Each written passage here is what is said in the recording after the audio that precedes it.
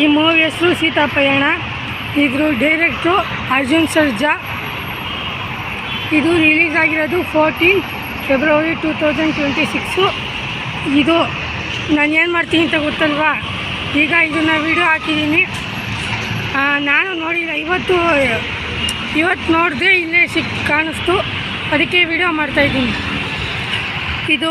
ಇದ್ರ ಟ್ರೈಲರ್ ಹಾಕ್ತೀನಿ.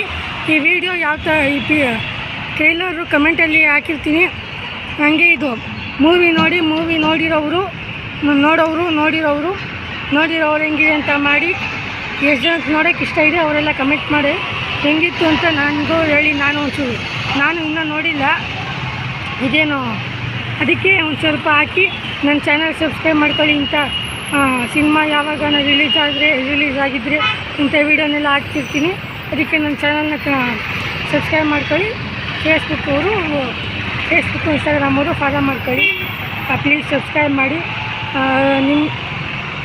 ನೀವು ನಾನು ಸಬ್ಸ್ಕ್ರೈಬ್ ಮಾಡಿದ್ರೆ ನಾನು ಇಂಥ ವೀಡಿಯೋ ಹಾಕ್ಬೋದು, ಇಲ್ಲಾಂದರೆ ನಿಮಗೆ ಬರೋಲ್ಲ.